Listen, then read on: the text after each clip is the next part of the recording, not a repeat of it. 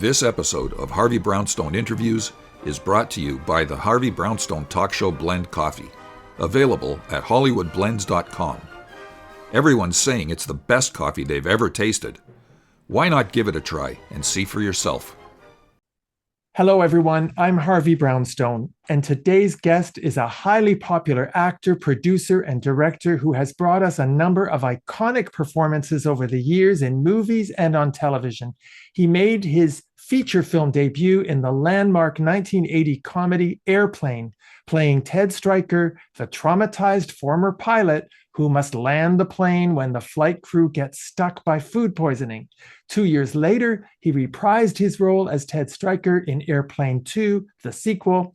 On television, we remember him as Brad Benson on Angie, and Paul Forrester, better known as Starman, on the TV series Starman. And of course, he was the voice of Tony Stark, better known as Iron Man, in 3 different TV series: Iron Man, Spider-Man, the animated series, and in an episode in season 1 of The Incredible Hulk called Helping Hands, Iron Fist.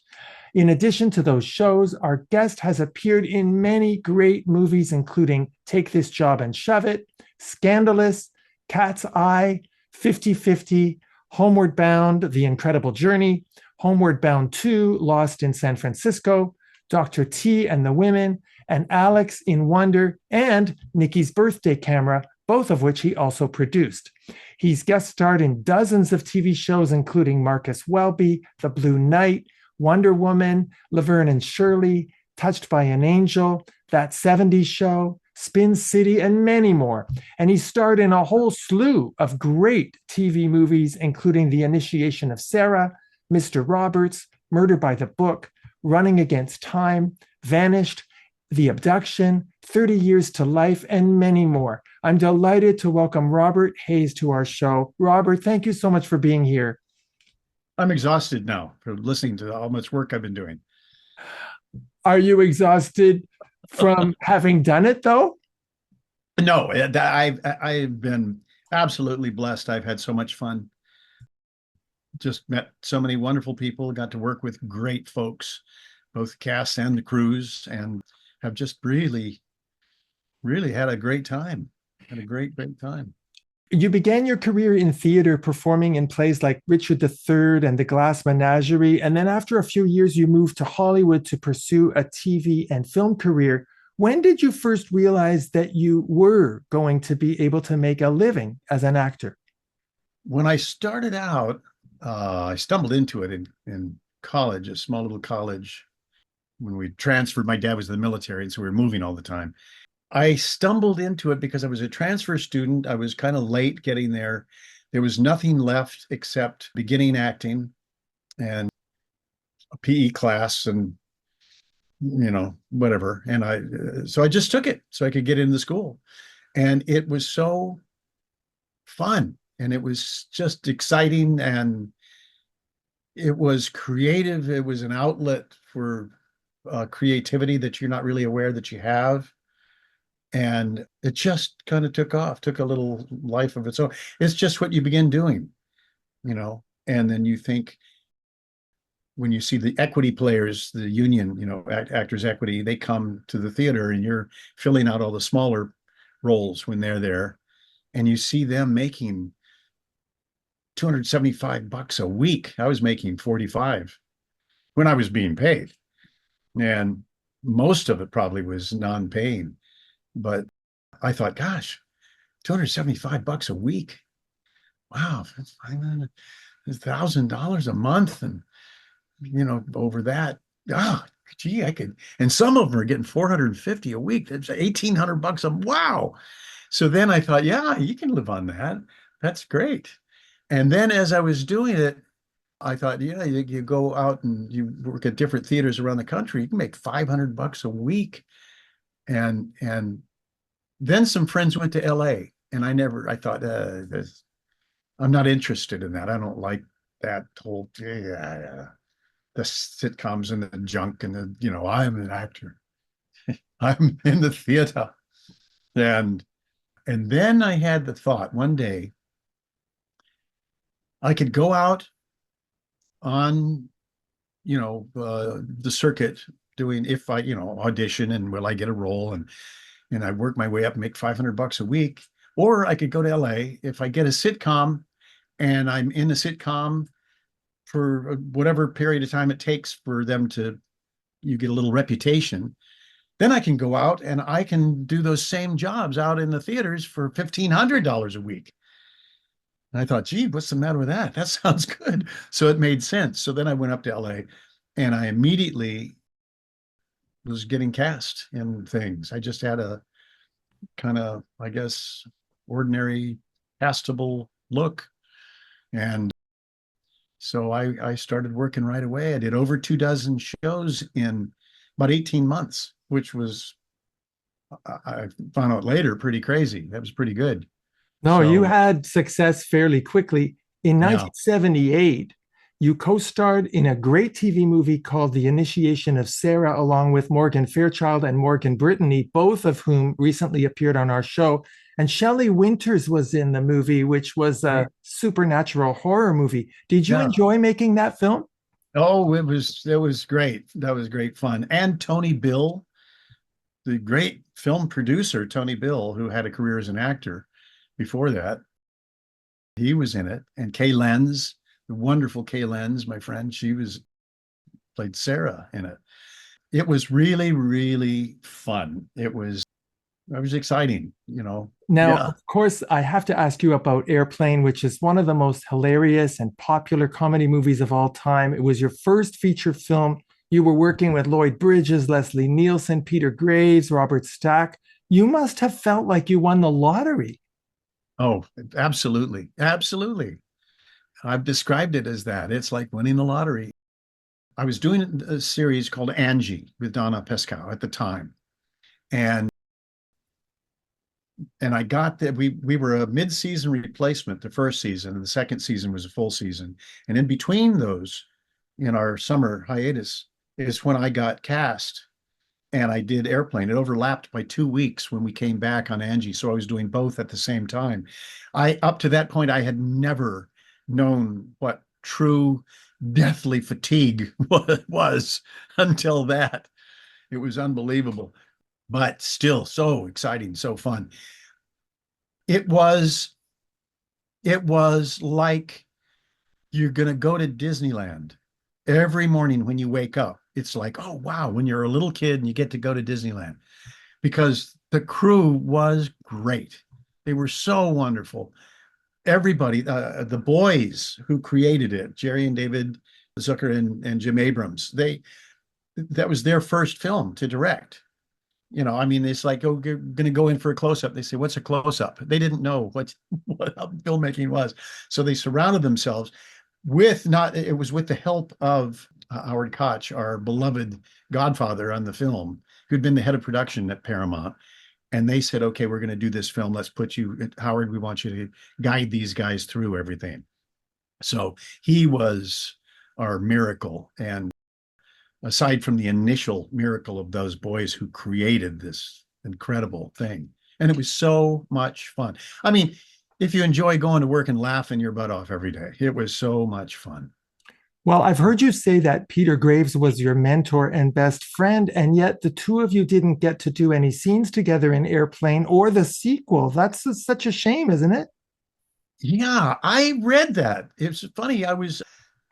When I, was getting ready to come on here and do this, I looked up and I saw I think it's on my IMDb as one of my quotes, or something that has Peter Graves was my mentor and my best friend. Well, I liked him a lot. He liked me. We were really good friends, as was Bob Stack, who I'd worked with before Airplane, who was wonderful. He was just amazing.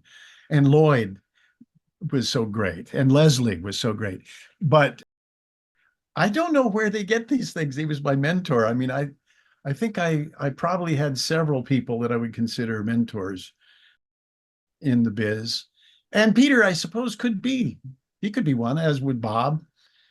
But anyway, they were wonderful, wonderful guys. I just found that very funny. I thought, did I ever say that? I don't remember ever saying that. Why would they have that quote in there? That was very funny. It's one of those quotes that we hear from you all the time. So that's interesting that Yeah. he was a good friend and he may have been Yeah. one of your mentors, but he wasn't your best friend. Yeah. No, no. The people that you get to work with, especially these old guys that have been around and you grew up with them.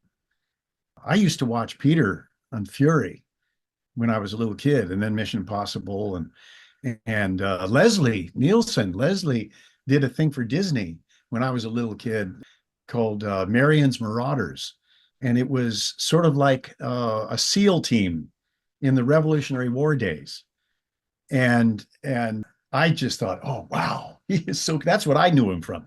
I didn't know him as the bad guy in Bonanza, and although I'd seen all those things, but to me he was Marion's Marauders, Lieutenant Marion or whatever, Captain, whatever he was.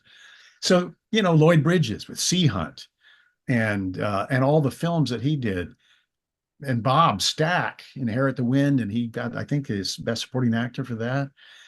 And he was so great to me. My folks came to visit one day on the set, and I had done a series Bob Stack was doing. I was a guest star on it. And this was before Airplane. It was a few months before that, at least, maybe, or a year before. And I introduced him to my folks, and he was so gracious. And he said, "Nice to meet you," and all of this. And he said, "Well, Bob guest starred on my series. And so I feel like I'm guest starring on his film." Oh, And that was just so wonderful. I mean, that he is was, so nice and so humble. yeah, and I'd consider him a really good buddy. We became really good friends, and Well, you really hit the lottery in that movie. I mean, was it, there ever a specific moment when you were filming Airplane when you thought to yourself, oh my God, I'm in a movie that's going to be a huge hit? no, we tried hard not to let that creep in once we started thinking there was something there. That every day the boys would come back. Well, not every day, because after a while it becomes like you just know that's what's going to happen. When they first started showing the dailies, apparently, if it's really a boring movie, they'll send their secretaries or assistants or someone, and maybe they'll tell him, no, he's got an important meeting, or he's got to brush his teeth, or something. He can't make it. So he'd just go and see, tell me what it's like. Does it look any good?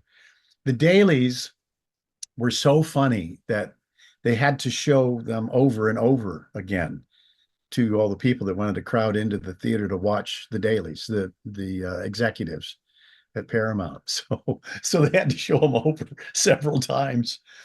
And I started thinking, gosh, this thing, because it is so funny to me. There was something in the script that made me laugh out loud on every single page. It was so funny, funniest script I'd ever read. And there came a time when I thought, this thing really is, we've got a chance to have like one of those cult classics on the college campuses. It'd be the thing that college students just want to go see over and over and over and over.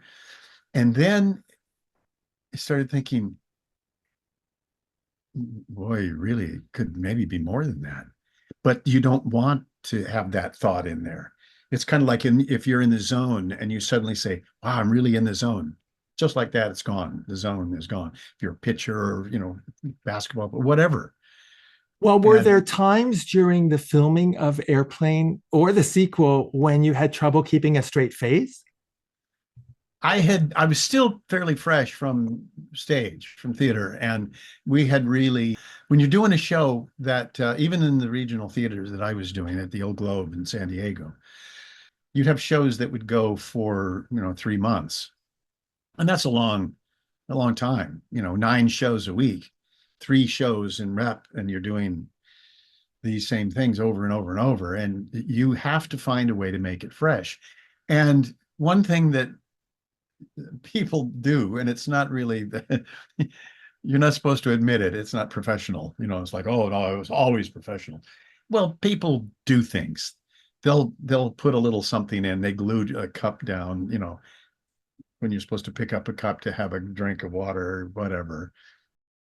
I mean, that's an extreme thing, but one actor who went on to be in Hill Street Blues and I'll just say Charlie. He was my surfing buddy. And we had a scene in Merchant of Venice where I come running in and this is a mask. We're going to the party and we've got a mask that we hold up, the mask's on a stick. And so I got mine, and I come running in, and everyone's got theirs, and they're all below me. And I go up on this riser, and I said, "Sorry, I'm late, guys, but here's what we're going to do." And we're heading out. And he's standing there looking at me. The audience is at his back, and he's got this on a stick, and he slowly turns it around. And on that back, it's spray painted black. And there was a little piece of that cream colored masking tape about that wide, about that long. And with marker, he had just written "Surf's Up." And of course, here you're in an ancient Elizabethan play, and a guy turns it around with a deadpan face and says "Surf's Up." And I was sorry that I'm late, guys, but we've got to get over here. And I had this momentary little laugh. But for the most part, you really learn not to laugh. So I was able to keep it together. And there were some times with Leslie, it was tough because that deadpan face of his, that deep voice of his, I mean, He was hilarious. And so when I watch Airplane, to me, it has the feeling of being ad-libbed, but I've read that the script was so tight and so well written that you did not have to ad-lib. Is that right? absolutely, yeah. They when they're writing it, they would call up Steven Stucker, who was in Kentucky Fried Theater with them, and he was so flamboyant and so just out there. And they would call him up and say, "Okay, because you're playing Johnny." He says, "Okay, Stephen, what would Johnny say here?" Oh, he would say, "Oh, that's like a Tylenol, or that's like a, Heath Ledger. There's a storm in the barn." So they would write those things down because those were him, and nobody else could be him. And the other thing that is most memorable to me was what the script said versus what actually came out on the screen. And that was Al White, and Norm Gann. They both came up to him. They were the Black Jive guys. And they came up to him and they said, "Do you mind if we change this a little? We've been working on a little thing." And they said, "Please, we're three white Jewish guys from Milwaukee. We don't know. It was just written she mofo, she mofo, she mofo." And so they had the Black Jive that Al told me you got a dictionary of Black Jive, some books written on that. And so they had kind of, then they created their own thing. So that was all them doing that. That was brilliant. Well, now that you've mentioned the jive, I have to mention the jive lady, Barbara Billingsley. I read that the original choice was Harriet Nelson from Ozzie and Harriet, but she turned it down. Do you know why? I met her. She's one of the sweetest ladies. She was wonderful. And I met her and she told me, she said, "Oh, I was supposed to do that." And I said, "I know, I heard that." And she said, "Oh, I was afraid of the language, but I am so sorry I didn't do that." Now it's like, She made a well, mistake. She made a mistake. So, she did. Robert, after the release of Airplane, you went from being a journeyman actor, going to auditions all the time, to becoming a really big movie star. You were suddenly in demand all over the place. My question to you is this: once you became a big star, was there a particular strategy that you applied in managing or steering your career? No, I will be the first to admit, I have friends that know they have an idea, a thought about their career plans, and they're like their own manager. I didn't have a manager at the time. I had my agent, who Arnie Soloway was just wonderful. He was great. He took me around with him on, when he would go visit all the casting directors, take all the pictures and resumes of all of his clients, and he'd take me along and they'd see me physically. And there's a lot more to that. They can see the energy in you or whatever. And that's one of the main reasons I started right off from the get-go working so much. But I didn't really, I didn't have a manager, and I didn't have that, looking back on it, I didn't have the knowledge of what do you do to further your career? I went from, you try to get like 10 or 12 interviews. And my plan was I get 10 or 12 interviews. Out of that, maybe I'll get 5, 6, 7 callbacks. And out of that, I'll get one job or maybe two jobs. And maybe they'll be at separate times and I can do them both. And which happened a few times because they're only, one or two lines or, you know, and I went from trying to get 12 interviews to instead I would get a stack of 12 scripts. And they say, which one do you want to do? It's like, what? So then I would just read through and I would see which one looked the most fun. Which one did I have the most fun reading? What would I want to see? Well, this one looks like fun.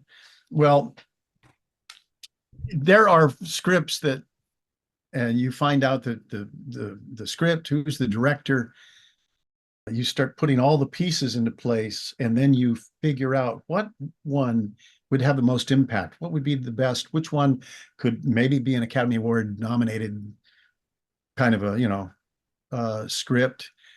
And I never really thought about that like that. I just thought, gee, this would be a lot of fun. And if it's fun for me, it would be fun for the audience to watch. And that was kind of the way I went about it. I'd like to have actually gotten somebody in there that had a career guidance kind of a thing, and that would have been probably the best thing in terms of, your career. But Well, and in addition to being in demand because of Airplane, you became an international superstar. How did you deal with becoming so famous? well, I was actually a lot more famous, I guess, and well known than I thought I was, and I didn't even realize it. Just like a simple country boy is kind of my whole, you know, I I had, if I dressed up, I put on my jeans and my best boots, and I had this blue chambray shirt, kind of a work shirt, they used to call them, and I had a tie my cousins gave me for my birthday for Christmas one time, and I had a corduroy sport coat, and that was being dressed up. And so if people would start saying these things, I get uncomfortable with it, and I think, no, gosh, no, I'm not. Yeah, it was kind of weird. I don't know, but I actually, it was strange to me that people knew who I was. So you never let it go to your head being famous. Well, I guess I think I probably tried hard not to let it go to my head, but to the point to where you're trying too hard, you know. And I would never let you just relax and look at the situation that's going on. I remember when I went with my girlfriend Terry, my old high school girlfriend, and we reconnected in L.A. She was a recording engineer in the music business, and we went to Westwood, to the theater there in Westwood where Airplane had opened, and it was it set records. It set records at every theater across the country. It was just insane how popular that was. So we went over to the Old World. It was a restaurant called the Old World. It was a popular, really kind of cool place to go. And my friend that I had done some TV shows with was working there as a waiter. Of course, that's what actors do, right? When they're not working. So we went over there and we snuck in the back. He said, let's go back here where they won't see me. And he went and got a little half, split of champagne. And we each had a little glass and we were toasting it. And I saw two couples come in. And the one guy, I have no idea why I thought he was Belgian, but he was a European looking, elegant looking guy. And he was looking at me and I looked up at him and he was looking at me. And the more he looked at me, the more I looked like, what are you looking at? I wasn't thinking that he may recognize me for something. I was just thinking, well, that's kind of rude. What are you staring at me for? And a minute later, they apparently had been seated. He must have told his lady he was with, and she was pulling him, leading him, and saying, "Where is he? Where is he?" And he said, "Oh, right there." And she walked right up to me and said, "Was that you?" And I'd made the mistake of saying, "Yes, that was me, and wound up they were thinking of somebody else. And so I didn't ever want to have that embarrassing thing happen again. And I said, "Did you see it?" And she said, "You were wonderful. You remind me of my brother. You were so great. You were great." And I was thinking, gosh, she looks familiar. Who is this? And I said, "Well, I'm Bob Hayes. This is my girlfriend. This is Terry. And this is my buddy, Roger." And she says, "Hi, I'm Shirley MacLaine." I thought, of course that is. That's who it is. I couldn't even recognize her. She had the little spit curls. It was so tight on her hair, like she just had a swimming cap, and she'd taken it off. And she was bald, but had hair painted on. It was so tight against her head. And I was thinking of Shirley MacLaine with big flowing hair, and so I never would have thought of that. Anyway, that was how do you do? How are you? And I That realized, must have been yeah, quite a moment. Wow. yeah. Oh, yeah. So then I just started my way through that. Well, thank you very much. Well, But in 1981, you co-starred with the legendary Art Carney in Take This Job and Shove It. Can you yeah, share some stories of working with him? he was wonderful. Oh my God. That was a huge moment in my life. We were at the hotel. This was in Iowa, and we were at the best hotel in Dubuque, which is probably a Holiday Inn or Best Western or some, regular old folksy place. And I was sitting there and I can't remember if we were having breakfast or dinner. I think it was dinner, but we were just talking about things. He was telling me about that whole thing he got about, called it shooting the cuffs, when he'd do this in the honeymooners. And then he would pick up a thing and move it and then kind of, dust away. And he'd do this every time before he'd get ready to sign something. And then Jackie Gleason would say, "What shoots?" That whole thing. And that came from his dad. His dad would do that. And then he would sign a document. Well, he would start doing this, and then he would, wipe off dust that wasn't really there. And then he'd pick up the ink well and move it, and then kind of do this a little and then move it back again. And all that came from his dad. So he's telling me all these stories, and they were just great. And then I could see a woman. You develop this radar, and there was a woman that was making a beeline for our table. And I got a fork full of food, and out of my eye, I noticed, as I lifted up to my mouth, I noticed he was doing the same thing. And when she came up to us, she said, "I don't mean to bother you." And we both were like that, with a mouthful of food about to go into our mouth. And then we both put it down, and he said, "Yes, but then you're going to anyway, aren't you?" And she said, "Oh, well, I just think you're so wonderful. Can I get your up?" And so he said, "Sure." And he did that. And I looked at him and I said, "You did that too?" And he said, "Yeah." He said, we both were doing the same thing. We both had those same little things that, just to say, we're busy, we're eating right now, and give them the chance to say, "Oh, I'm so sorry. I know you're eating, but can I come back later?" But you got to spend quality time with Ed Norton from the Yeah, Honeymooners. I mean, yeah. and then that same year, 1981, you hosted an episode of Saturday Night Live. You looked like you were having a lot of fun doing that. It was anxiety ridden. It was they told me, "We're going to have two audiences. The first audience is going to be not very good. They're really going to be just pissed off because they're not the audience that's going to see the live show, you know. And so it won't be any good. Don't let it throw you, because the next audience is going to be great." So we did it, and it was really great. It was really fun. And I was relaxed. And I thought, boy, this is really good, which is the first thing you don't do. You totally forget about the fact that you just like focus and get yourself ready for the show. So I was out there talking with the audience, and it starts off with me on the phone talking with my friend, and he's setting me up on a blind date. And it's an inflatable doll. It winds up being an inflatable doll is who he has set me up with. And so that's how the whole thing begins. I've got a phone. So they say, "Okay, Robert, we're in position and we're getting ready to go. So come on." I said, "All right, I'll see you guys later." And they were laughing. And then I went over and there's no phone. And I said to the Joe Dixo was the stage manager, the head guy, the head honcho on the floor. And they called him Joe Disco. And he was wearing my Take This Job and Shove It hat that I gave him because he loved the hat. And I said, Joe, where's the phone? And he says, what? He says, the phone. There's no phone. Anybody seen Robert's phone? No, I haven't seen it. Well, do it without it. And I said, what? I said, how do I do it without it?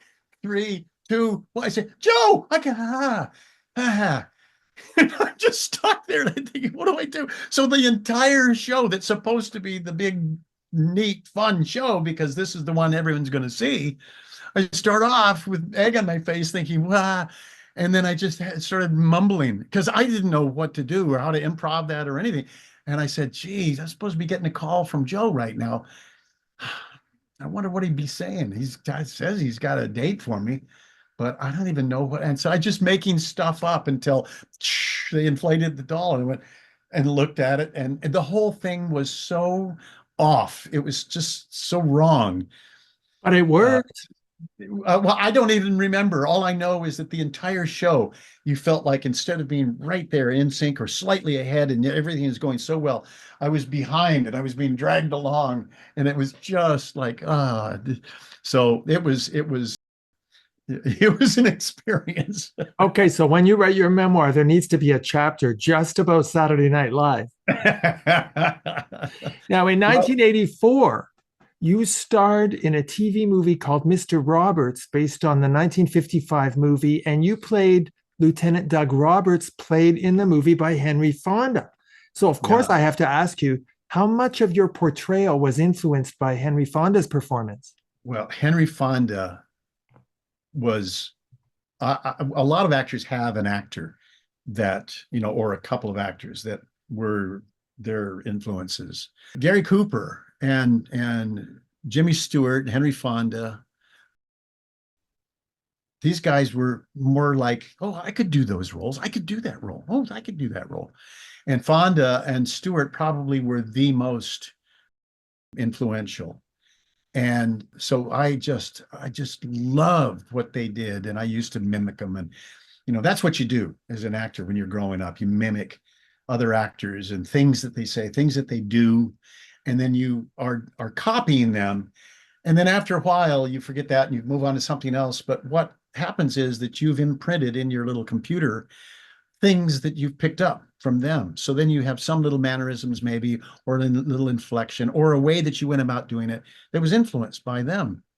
So when it started out, I had a little bit, there was a little something in me that when I think about something and I kind of think about, I would just start to sound just a little bit like him when you're thinking about something, but you don't quite know what you're going to say.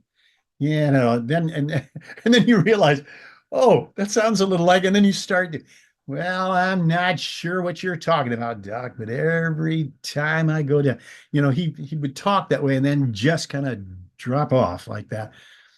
So I used to do my sort of little impression of him with my buddies when they're doing somebody, and we're recreating scenes or whatever.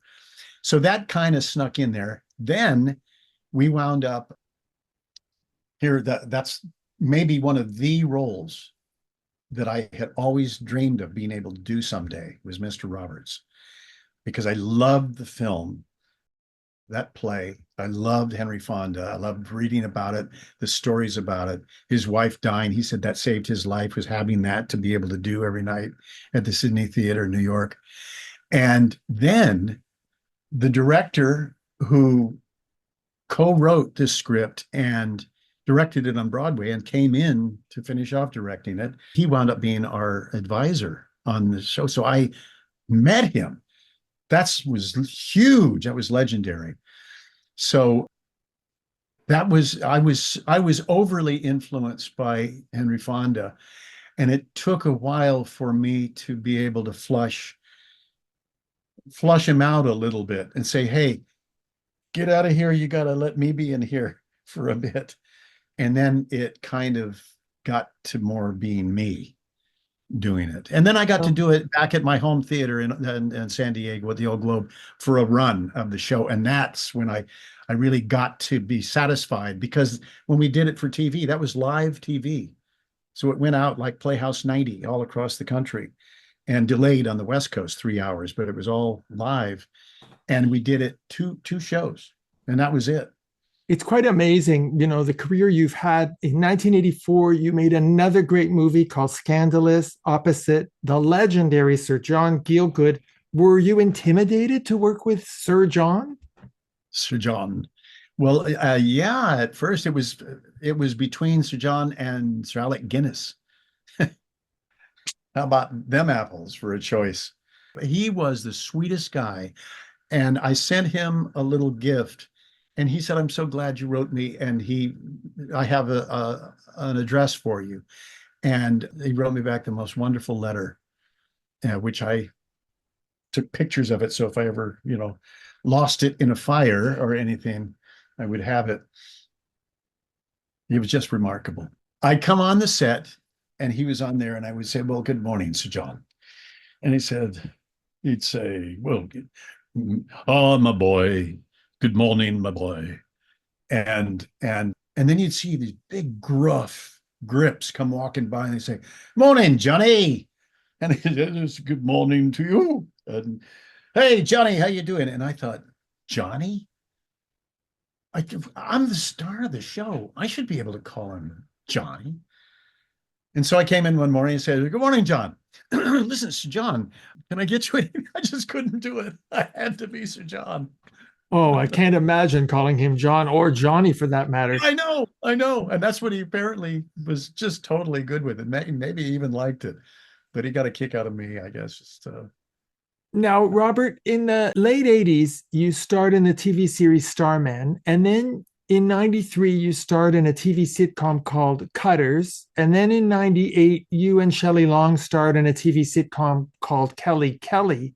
All of those shows were canceled without ever being given a chance to find an audience. How do you deal with those kinds of demoralizing experiences in the industry? that is just, it's the way the business is, and it is tough. Starman and Airplane were the two, I'd say, that my number one jobs. Most iconic. Well, in terms of the crew and the cast and feeling like a family, and really, I mean, it was just so much fun being there. And on Starman, I actually, in the negotiations, I gave up residuals and everything and became part owner. It was so wonderful to do that. We all loved it so much. Everyone on the crew felt like they were really a part of the family. They would come in, because most of the time we were out on the road 6 days a week, filming all around in California, up in Washington. It was a road show. It was kind of like The Fugitive. It was like The Fugitive and Highway to Heaven, if you put those two together. And because I'm an alien, I've got those, little powers and things, but we're on the run from the government guys. And if it's on Thursday night, they'd come in Friday morning, and you're all standing around getting your breakfast burrito or whatever, the food truck, and they'd say, "Hey, see the show last night? Did you see my move when I moved the camera dolly?" And everybody was so proud of everything that they did, all the crew, and we'd all support that. We loved it because we loved them. I mean, it was just really, really great. So those were your favorite roles. But then you became a voiceover actor. I mean, your voice is iconic in the role of Tony Stark, or Iron Man. Is that a big challenge, doing voiceover work? Well, it's a different thing. It's a lot different. It's really a lot of fun. You have to learn stuff. I kind of listened to and talked to friends of mine that did voiceover stuff and tried to pick up little bits and pieces, because with film acting, you're selling it with your voice, but your face and your body. They're seeing the expression that adds to and carries along the voice. And even those pauses when you're not saying anything, you're expressing yourself. With voiceovers, it's just your voice.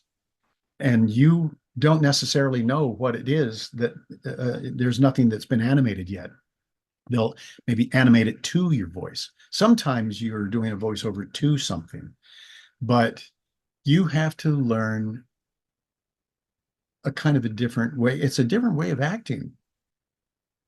So that was a bit of a little learning process, but it was a lot of fun. There are also a lot of great people you really have fun with in there. And that's another thing, is getting loosened up and playing, you know. A lot of times scripts they want it really to the letter, and with Airplane, that was the best thing. That was so tight. People would try to make it funny and they just blew it. And the directors, fortunately, Jerry and David and Jim said, cut, let's go again. You're trying to make this funny. Just, I want you to play it seriously. Play this like it's a drama. It's just the most serious thing. And then they would do it, straight. And then it was funny. Oh, they had great instincts for sure, because that's Oh, exactly why it was so funny. yeah. Now, I must ask you about an excellent TV movie you made in 1996 called Unabomber, The True Story. You played David Kaczynski, the brother of the Unabomber, Ted Kaczynski. How did you go about preparing for that role? Well, the interesting thing about that was that as we were, it was fairly fresh, fairly new when David had read the manifesto, when they decided, the FBI finally decided to go ahead and put it in the newspaper and see if anyone recognized anything about it. And when he saw it, he had such a turmoil inside to deal with, this is, my God, this sounds like my brother. What do I do? This is my brother. They didn't want to talk to us, the mother or David, real life ones. They didn't want to talk to anybody. They talked a little about it and said, this is all we'll say. And they just gave us, the producer or director, some notes. And then that's just all we had to go by. So what I had to go by was the information in the script, and then to read it over and over and let it just infuse itself in me, and imagine the struggle that I would have discovering that that's my brother who did these horrific, he was the Unabomber. How am I going to, what do I do? Do I turn him in? Do I not? If I don't, more people might die. If I do, that's my brother. So that struggle was what I had to deal with. And Well, we saw the movie through your eyes because we could all relate to that dilemma that you were in. And I got to mention another great Robert Hayes movie, Dr. T and the Women. You appeared opposite Richard Gere, Helen Hunt, Farrah Fawcett, directed by the legendary Robert Altman. What was it like working with Mr. Altman? Well, he liked to have everybody come and watch dailies. I don't like to watch dailies because I just see myself in a raw thing. Hasn't been cleaned up, no editing, no sound, no anything. And to watch it, but not only watch it, but watch it with all the other people around, you're just kind of like, oh my God. Ugh. But he wanted everyone there. So we'd have to go in and watch dailies every day after we were filming, watch the previous day's stuff. And we were in Texas doing this. And it was over Thanksgiving, part of it. And so everyone went back to LA or New York or wherever they were, from for Thanksgiving. And I just stayed there. And he stayed there. He was renting a mansion, he and his wife and Barbara. And so they invited me over, and he had a couple of the crew were there. And so we all had turkey. And then he and I just sat and talked. And that was really, to me, it was really fascinating talking about the process and his process of filmmaking and where he starts. And then it just starts changing and changing and changing and changing. And he keeps just letting it go where it's going to go. And oftentimes it winds back at the same spot where he started. But it's colored by all of the travel to get back to that spot. If he just stayed there and never made any, followed any little changes that would happen, it would be a lot less. It wouldn't be as full. And that was a fascinating thing to talk with him about, things like that. What an experience and what a great director. Yeah. You also appeared in 2 episodes of Bette Midler's TV sitcom. Now, she has said many times she was under terrible stress during that series. It was a very unhappy time for her. What was your experience of working with her on that show? Well, the guy that played her husband, who I met, very nice guy. I liked him, but it was not comfortable for him. It was pretty lousy for him. So they wanted me to do this, and I thought, oh, replacing somebody, that's weird to me. So I had a lot of struggles with dealing with that. And then I thought, well, I don't know. They don't seem to be having any fun over there. And I like to have fun. It's hard enough as it is. But if you're going to inject all that tension and, bad vibes and all that stuff, oh man, you could have a lava enema. It'd be a lot more fun than that. So let's not do it. And I went ahead and I did it. And when I got there, they had a huge banner on where the audience sits in all the bleachers, and right across the railing in front of there was a big banner, probably 15 or 20 feet long and 3 feet high. And it said, "Welcome, Robert." And I thought, oh, geez. And so they kind of were over the top with that. And to me, I feel uncomfortable with that. So I was kind of laughing. It's like, yeah, I wish they'd take that thing down now. So then we started. Oh, and I had read with her. They had me come in and read with her. And she kind of was very suspicious of me, I guess. Who's this guy? And then I wound up saying something, and I can't even remember what it was, but made her kind of laugh a little. And I saw her just relax a bit. I think they must have seen that too. So anyway, they wanted me to do it. So I come in, you start doing the show, we're rehearsing. One day, she was sitting in a overstuffed chair on the set and just like, miserable. And I walk up to her behind her and I grabbed her shoulders and I started to massage her shoulders. And she turned around and looked like, who the hell's doing this? And she looked up and saw me and she went, oh, and then she relaxed. And so I guess I'm sort of known as having, some good hands for that. I can give a good neck rub, shoulder rub. So I did. And I glanced and noticed one of the producers in the doorway was looking around the edge and went, what the heck? Yeah. And so that relaxed her. And she just thought, oh God, that was wonderful. And then another time she would say, hey, can you give me do that again? So I just kind of, made it kind of fun. That was very, very nice of you to do that. That you picked up on.